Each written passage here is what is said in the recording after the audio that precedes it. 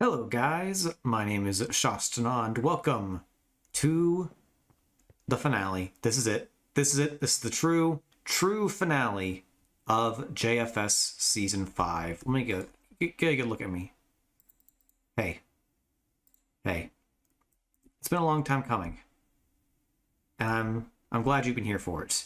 Because we have pumped out several videos in the last month or so, capping off this season, and there's been quite a few videos going around about the end of the season, and well, it's time for one last look by me at my own personal projects for this season. And as we go through, I'll give out my thoughts about some projects and my thoughts about the season as a whole.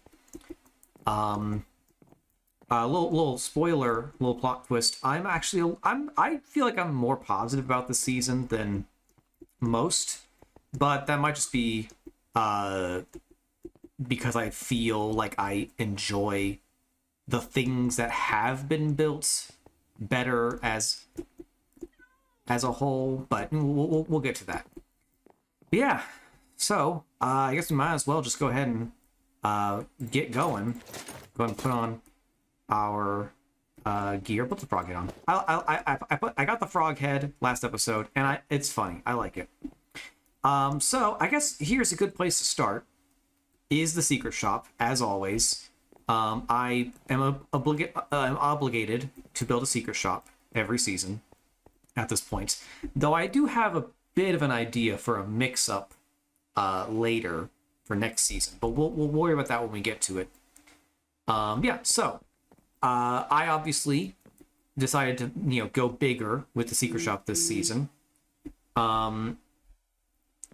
because so originally the secret shop was just a board, and then it was a little hole, and so this time I decided to go full room. We got all these little decorative bits here, and I decided to upgrade the design to test out some of the new material. So I got blackstone and copper, which were new at the time. And of course, this layout of stairs, walls, stairs matches the original sign. Or I guess it's slabs, but same point. But yeah, I just kind of thought, that'd be fun. And at the same time, I reutilized this space, also the big SS. Unfortunately, SS kind of means Nazi stuff, but this is a secret shop. The unfortunate coincidence with the Nazi thing is unfortunate. But I decided to co-opt this building also for Cactus God related reasons. So we built a little chapel in here, which was fun. Basically, at the beginning of the season, I wanted to make a quick allusion to Cactus God, and then I was gonna be done. I didn't want to put too much thought into our Lord and Savior Cactus God this season. You know what? One last prayer for Cactus God. Oops. Dear Cactus God, thank you for sending us a great finale via your mighty frog soldiers. All I ask of you is to grant us a wonderful collaborative season, or new season of JFS. Amen.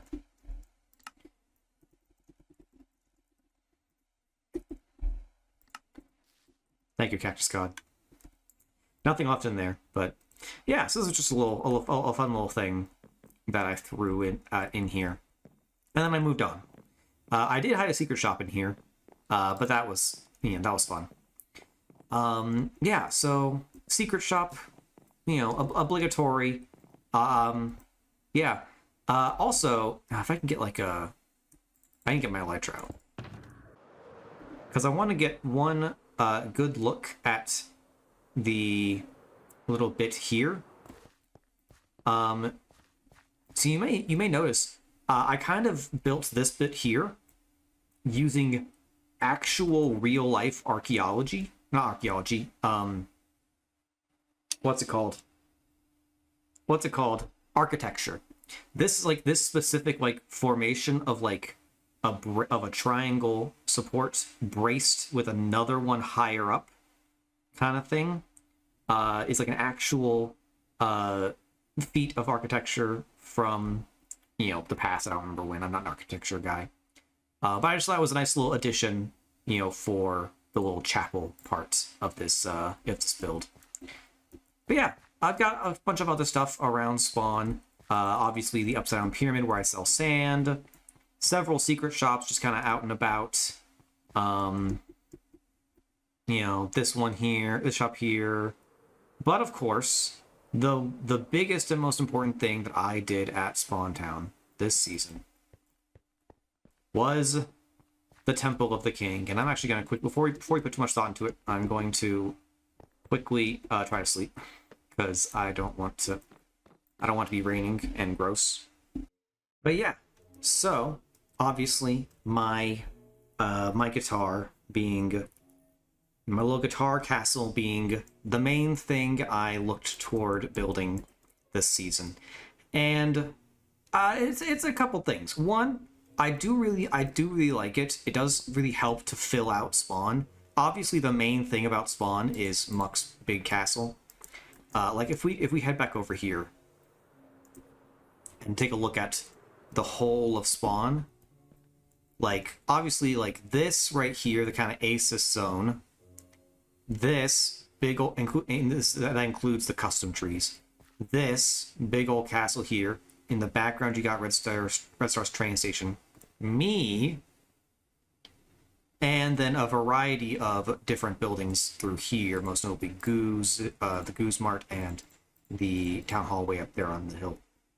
But yeah, like my guitar serves an integral part in filling out this space here. Obviously, something else would be there if I didn't put it there, but yeah, I as much as people kind of like have been reminiscing about season 3 and season 4, I think this is the best Spawn we have.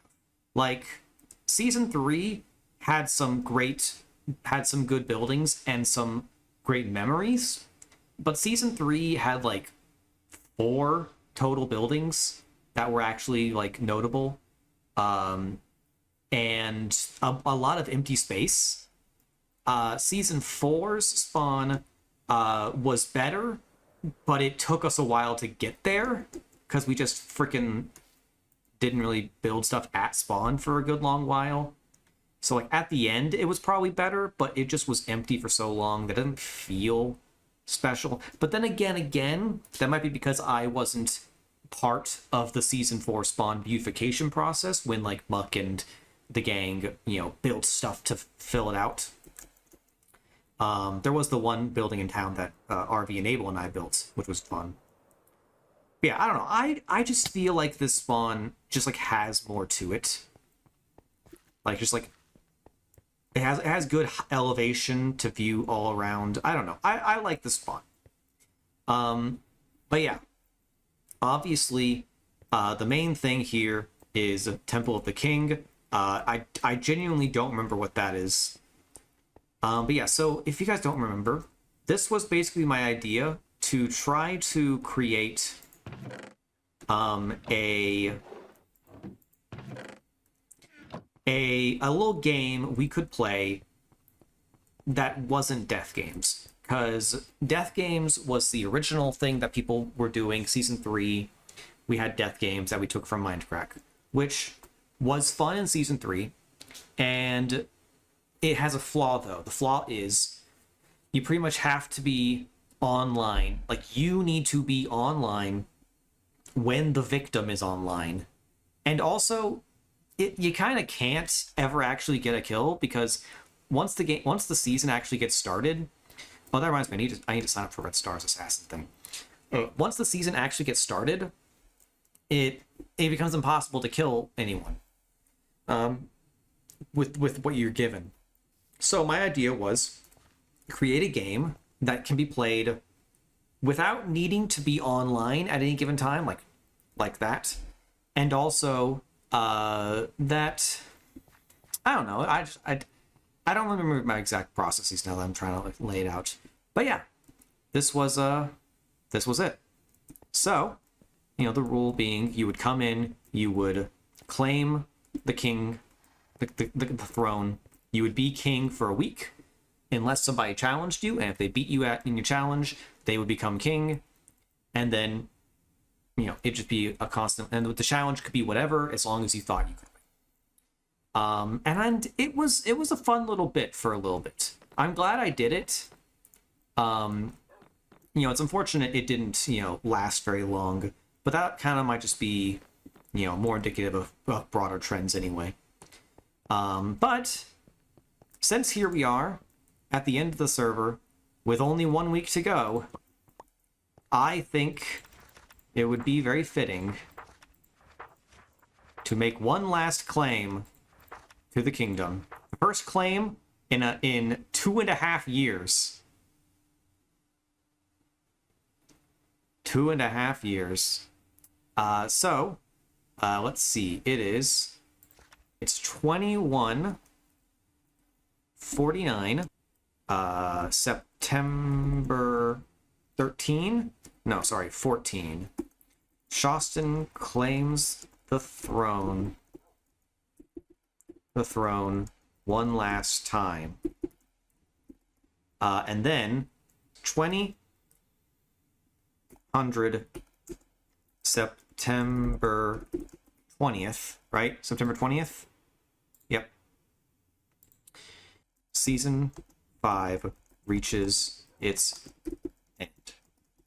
King Shostin goes down with the ship. Signed, the registrar. That's it. It's over. Here I am in my kingdom. I still have no idea what happened to the original gold helmet. But yeah. One last look at the kingdom.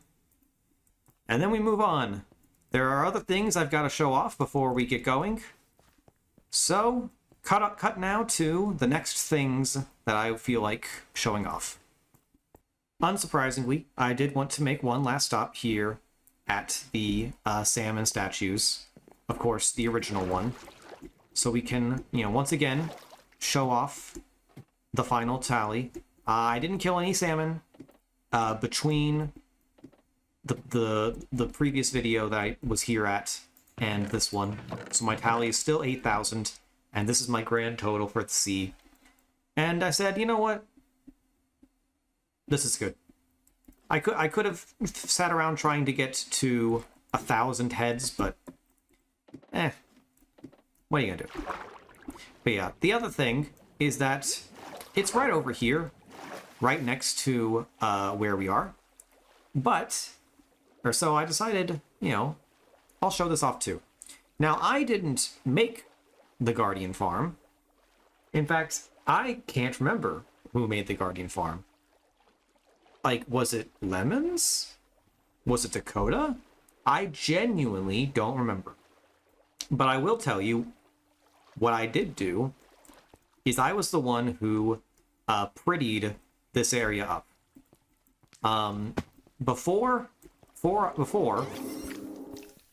this area was just stuck with big gravel walls, gravel and sand walls. And I was like, well, you gotta have something else going on with that. So I was the one who came along and, you know, patched up the walls so you could look through. We got a little design down here. We got these pillars to go around. Actually, the pillars, I didn't finish the pillars because I didn't really know what to do with them over there. But I basically just like said, this needs to have something going on. So I did one last look at that. But, of course, the one other thing that is worth showing off is the Nether Hub. Again, like we mentioned in the tour, the Grand Tour, the Nether Hub was a labor of love of Naxer. Naxer did 80% of the work, 90% of the work. Originally, you know, this was a project we were going to do together, and we collabed the ideas process of like having different wings based on different caves types, to match with the aesthetic of the Caves and Cliffs update. And I helped, you know, turn this whole area into a cave. You know, I placed all the stone. I didn't place all the stone. I placed a lot of stone here in the main room, like up in there. And I placed a lot of these ores and these stones, you know, to mix it up a bit. And aside from that, Naxer did Naxer did all of that down there. Naxer did all of this and the bridges. Naxer did most of the wings. By the time I came back around, the wings were pretty much done. But I was like, here, I'll help you finish up like the little details in the middle, like in the lush cave, I helped with the moss in the middle, and the little details up there at the top, and I, you know, added a bunch of clay everywhere. But yeah, I felt pretty good about that. And let's get a closer look, because this wasn't actually this section wasn't actually used in the tour, because weirdly, it might just be because this section of the tub faces the winter biome, and nobody wanted to do anything in the snow, and so nothing ever happened in the snow. And so, like, there's just nothing out here. But, you know, I basically only put the egg museum out here, but I know we'll go show it off, because we didn't show it off in the grand tour.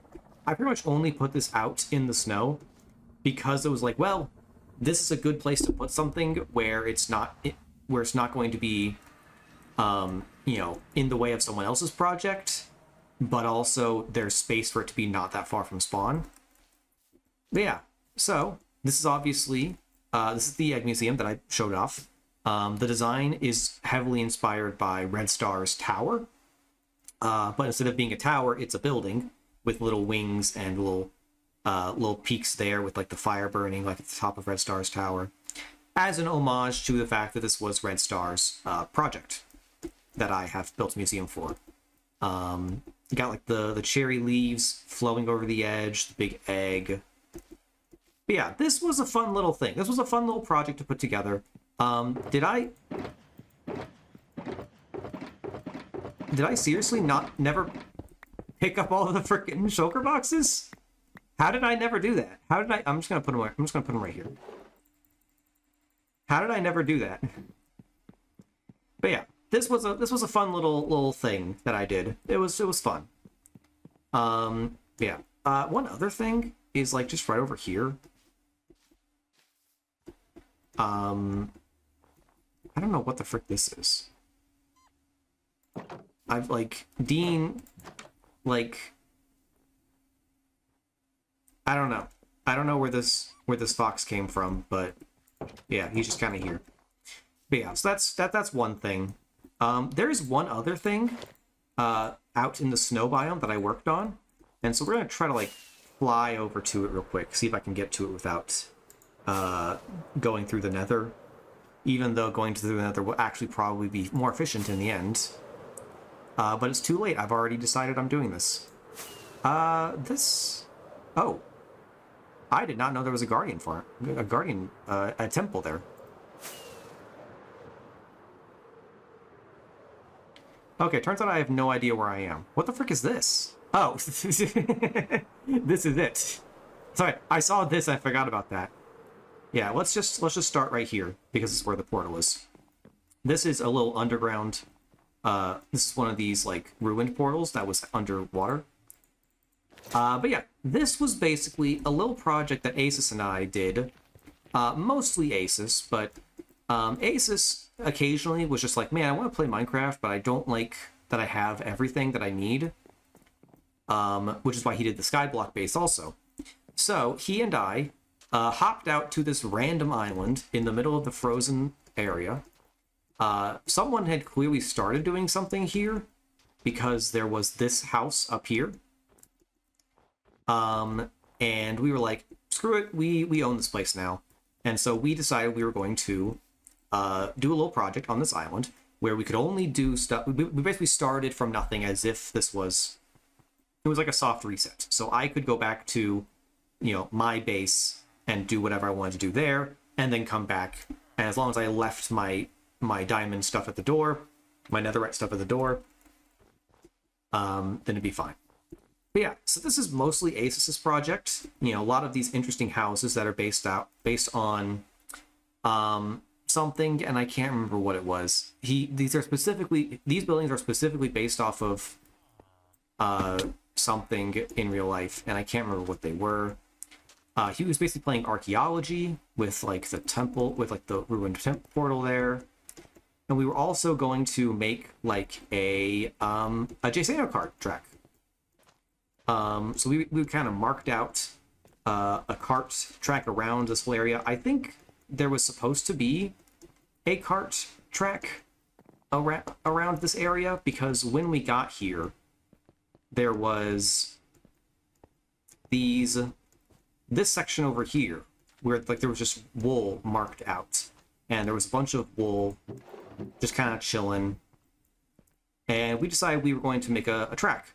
Well, we didn't get very far in that before the reset happened. But my stuff was supposed to be over here. I built this little hut here, which is based off of the houses in the Argentina part of Antarctica. And I was going to build, like, right up here, inside this wall here, I was going to build, like, the South Pole McMurdo station. But, well, it was fun, but we just kind of never got that far. And so, it was just it was a fun little thing for us to do, without like having to worry about stress of anything. Like whenever like we wanted to play, but we didn't feel like playing like EU4 or Civ or something, which is what we normally would have played, we kind of just hopped in here and played a little Minecraft. But yeah, that's just one little other thing that we did, or that I did this season. And I guess now we have to jump straight to, you know what? So here we are at my nether face, my nether tunnel here. I don't remember when I decided I wanted to do boat stuff, but why not? So we're of course going to not my base, because the pistons did not work. So instead we're going to go to the other thing that I worked on, which is my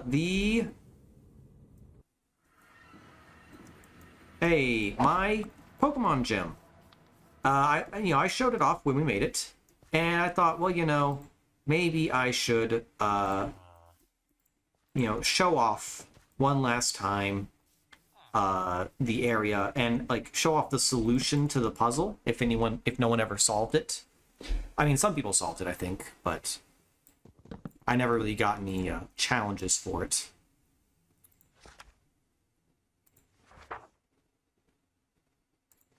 Yep. So, let's go ahead and... I know Dakota did this challenge. I don't know if anyone else did. But yeah, so let's go ahead and give this a shot. Technically I failed because I used upward momentum, or upward trajectory, by jumping just then, but we don't need to worry about that. So the rule for this is all upward momentum, we have to climb this mountain, and we have to do it by everything up being done by Ender Pearls. That's part of the psychic challenge. It's so we can't go down, but we can't go up. We can get into right there. No, we can't. There we go. Okay. So now this is the hard part. We have to throw an Ender Pearl. Hello, guy. How'd you get here? Oh, there's a house here. We need to throw one up here to get to that island. This should be pretty doable because we're on this tree. Oh, just barely. Just barely. And then that should be exactly what we need. Perfect. Perfect. So, now that you have gotten up here, you would come over here and see this interesting conundrum. So, well, what is it? Well, each of these clues will lead you to an item. All three put together will tell you where to go next. The location of all three items are viewable from this island. Render distance 16. So, the question is thus. Do I have a high enough render distance? That's the question. I do. So, where could these things be? It's a redstone block, an iron helmet, and one of these templates. Where could they be? Well, your first thought is probably these buttons. If you notice these buttons, that's probably something you thought about, and you would be wise to do so, because the buttons are indeed the location of the first item, number 83. And so you'd come out here and close the door. So what do you do next? So this is a smithing template, a coast smithing template. If you don't know where coast smithing templates come from, oh, they come from they come from sunken ships. So you would come down here and you would dive in, which this is like a weird ship because it's kind of like negative 2874. Yeah, this ship has clearly been like generated slightly weird, but that's fine. And lastly was an iron helmet. Now, the iron helmet is a little trickier because the only place you can find an iron helmet naturally in this area is at a village. So you might think the village, but you'd be wrong, because there's this village over here, just outside, just barely viewable. This is why I specifically mentioned render distance 16. If you don't have render distance 16, you might not be able to see this.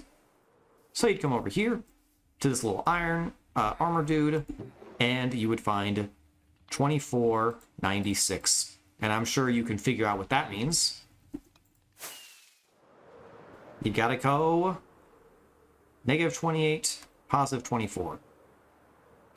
Negative 28, positive 24. So it should be like right around here, right? Y83. So kind of like over here. Ooh, what is that? If you still got pearls left. Boom. Welcome to my lair. So there's the final step. And here's the way out. So you need to figure out how to beat this puzzle. How to beat this puzzle using the 3 items you currently have. Well, it's probably not that hard to figure out. See, that's the thing. I made a puzzle for the psychic type gem. It's kind of like a kind of thinking thing. And I don't really know how, like, obvious this was to other people, because I think only Dakota did it, and I don't even know if he finished. But the idea basically is, here's some arrows, and each one of these items has a distinct direction associated with it. So if this arrow is pointing up, like this item points up, this arrow is pointing down, like this item's pointing down, and well, this item's pointing up to the right already, so maybe it's supposed to be down and to the left. Boom. You're in. Okay, so yes, Dakota did successfully complete this challenge. Boom. Congratulations, please take your token. This certifies that you are authorized to challenge me. Please reset the arrows to face top right on your way out. Boom. Boom. And that's it. And that was my challenge. That was my little gym challenge. I was happy with how that came out. I was pretty satisfied with that. And I just thought it'd be worth showing off. Anyway, to my actual base now. And so, here we are. One last look at my main project this season. Mostly completed. I'm pretty satisfied with this, even if a lot of it is kind of empty. Basically, I just kind of wanted to build a building based on the San Antonio Riverwalk, and I feel like I did a pretty good job of this. I'm very satisfied with this. This is kind of what I was getting at about, like, being more optimistic about this season than other people were, which is just that, like, I like what I did this season more than anything else I've done in the other seasons. Like, Jostria, a bunch of mediocre buildings to put villagers in. Titangall, big, not particularly very good. I enjoyed it and I like it, but I don't know. This just works for me. And like the cherry tree up there that I'm going to brag about this. I free-handed the cherry tree. I'm just very happy with this. I mean, just look at this. Isn't this nice? I just feel so good about this. And, it kind of goes alongside, a lot of the other things that happened this season. I just feel good about them. One of the other things I did this season is I was one of the guys who was most responsible for connecting up the server in in the overworld. Like, I was one of the guys who just kind of felt like building roads, and then I built roads. I might even show some of those off, but like, I don't know. And granted, a lot of my memories probably are a little old at this point, because I don't really know how much of what I did was in the last, like, year or so. Like, it's really easy to, stop being a part of something and then not realize how long it's been. So, like, it may very well have been a while since I did a lot of stuff on the server. And so, that's kind of the thing that we're thinking about in Season 6, is that we need to try to make a more active effort to engage in things as a broader community. Like, when the season starts, I'm going to try to spend more time in the JFS Discord whenever I'm on the server. We can try to organize more nights to do stuff. Like, say, in a week or so, like, say, a couple weeks after the season starts, it might be like, hey guys, it's time to start planning the Nether Hub on Saturday. If you are available, get in Discord and we're going to talk about the Nether Hub. If you can't, throw your ideas in Discord and we'll discuss them. We'll discuss them. That kind of thing. Or just like more spontaneity. I don't know. But like, once people stop having as much free time, it's the kind of thing you've got to choose to actively continue the friendships you have. Otherwise, you lose them. Like, right now, I'm sitting here thinking about how the last time I talked to RV and Abel was 11 months ago. 11 months ago, RV and Abel and I had a game night on the 10-year anniversary of the first time we met. We've been pretty good about having a game night on October 10th. Every October 10th, or around October 10th, for a while. We used to hang out every Friday night. But, things happen. RV's married now. Abel moved and now has a job as a nurse. We've all gotten jobs since then. Heck, they were in high school when we met. But, it's complicated. Just several months ago, I reached out to my best friend from high school and just like asked him what was up. We hadn't talked in years, but we were really good friends. And I was like, you know what? Screw it. I should just throw it out there. Be like, hey man, what's up? How you been? And we had a nice long conversation. Heck, he texted me just the other day and asked for my address so he could send me an invite to his freaking his upcoming, baby shower. Like, his wife's pregnant now, and he wanted to send me an invite. I don't even know if I'll be able to go because they live in Alabama and I don't know what the specifics are yet. But this is the kind of thing you gotta do. And it's like, yeah, I'm gonna try to take effort. Or take initiative. That's why I was the one who did the tour. I gave time for other people to do the tour first because I didn't really know if I wanted to do it. But no one was doing a tour. I was like, you know what? Screw it. We should have a tour. We should have events, family, community events. And, shout out to Tiny for, doing one last one. And I'm glad we did. I'm glad both those happened. One last huzzah for the server. And, and there were some fun little bits, some fun moments in them.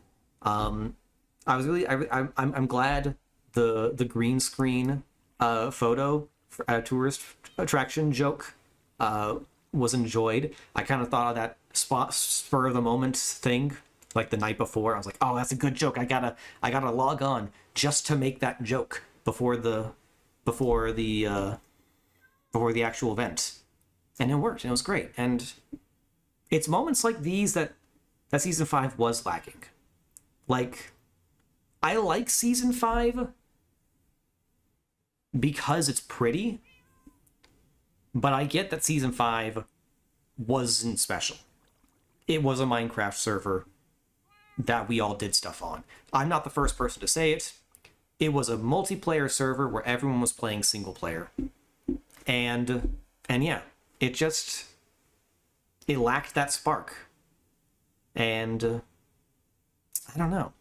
I'm gonna keep walking. But yeah, it's interesting, how things have gone. It's interesting exactly what we're all acknowledging, what we're all doing. And I think part of it is just too much, like, the problem is, like, a lot of the times I want to play Minecraft. Most of the time when I play Minecraft, I just kind of want to, like, focus on doing a thing. Like, I feel like if I don't focus on the thing that I'm doing, it won't get done. Which is probably part of why Season 3... Well, I can't say that, because Season 3 had plenty of... I had so much time on the Season 3's on map that, like, I could hang out with folks in Discord, and TeamSpeak even, and, while also have free time to myself. But it's like, this season, it's like, well... do I have time to do, TeamSpeak or Discord and still have time to play by myself and focus on the things that I want? But then there's also, you have to acknowledge, like, would I rather have less completed builds on this server, but have more time hanging out with my friends and creating memories of weird random crap that happened? Or would I rather have, like, no, it's not like it's an obvious thing. We need to have more moments. And so I will, in a way, miss this spawn because it is, in my opinion, the best looking spawn. Like, the spawn platform isn't a compass. It's like an actual, like, part of the town. It's got nice elevation all around. There's not a single direction you can look at spawn, and, like, there's not, like, something nice to look at, even if it's way in the distance. Like, this is just kind of like, this is a big empty space right here where nothing's going on. Same right here, but it's real easy just to, like, miss the blank spots because there's nice stuff all around. And I'm really fond of it. I'm gonna miss Season 5 spawn. But hopefully we can have a better one. One with more memories. I still have no idea what's up with this, and I kind of want to, like, break this block now that we've made it this whole way without it. But, no, I'll leave it. Ooh, you know, oh, no, no, no. Wait.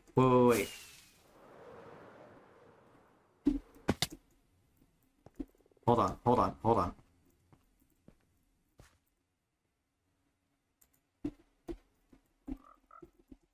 Haha, oh. Boom. You have no idea it's even there. You can't see it unless you get it from the right angle. That's fun. But yeah. Yeah, I guess one last look from the air of a bunch of stuff. Like, you know what I said, of me connecting stuff. Like Spawn was kind of disconnected from the stuff near Spawn. Like, Red Star built a path out to their place. And so I was like, oh, you know what? I'll build a path.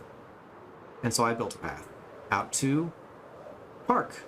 I should have built a path out to Dennis's place. And then Dennis built a path from Dennis's base to his other base. There's this other me statue.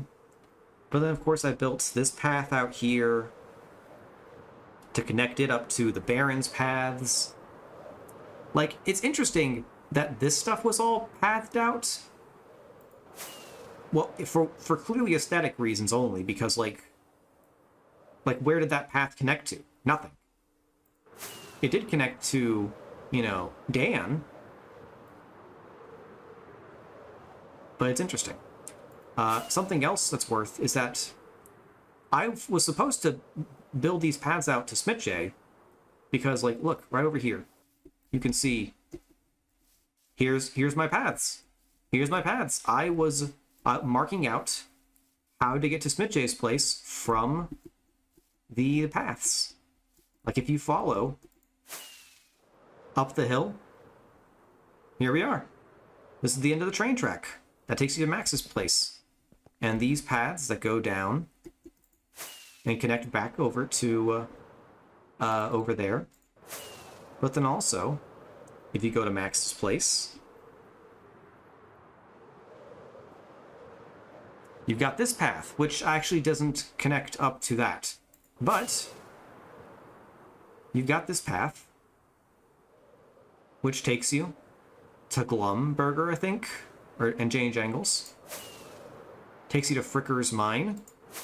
It takes you up here, past the the cave spider spawner cave.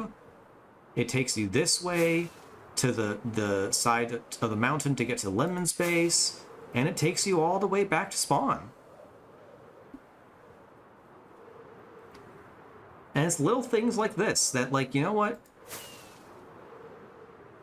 I'm gonna try to do these things. I'm gonna try to make sure that I'm a part of, keeping the world connected for a while. And I really hope we do a lot of keeping stuff, a lot of stuff while the border is small. Because, it just, when the border's small, there's more time for random crap. And if there's something outside the border, it would be nice to, instead of expanding the border, if we can avoid it, do a little quest to have it spawned in. Wouldn't that be cool? Yeah. Well, I can't think of anything else that I'd made that I need to give a address to, which honestly feels a little bit of a problem. I feel like I did more, but I can't really think of more.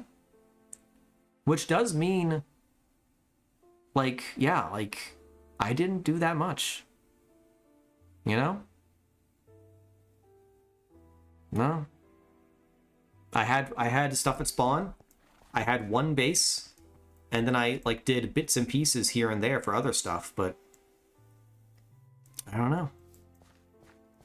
But yeah, next season, we've got ideas. I feel bad for Tiny Marge. I got her, put her in this hole here, and never used her for anything. So I'm gonna have to redeem myself on behalf of Tiny Marge, because, well, to be fair, this is the slowest horse I think I've ever seen. Like, holy. This, I'm sorry, Tiny Marge, but holy. No wonder you never got used. I mean, geez. Yeah. But yeah, I'm gonna have to do right by the horses next time. Which is part of my plan. Horses, paths, and more spontaneity and community event. More instigating community stuff. Yeah. I'm looking forward to it. Season 5 was fun. And it did catch me off guard when we started talking about Season 6, but it does sound right. And now that it's almost here, I'm kind of excited. So, I imagine there's only one place left worth ending the season. That's right here. Ladies and gentlemen, this has been Season 5. Thank you for watching, and I'll see you in the next one. Bye-bye.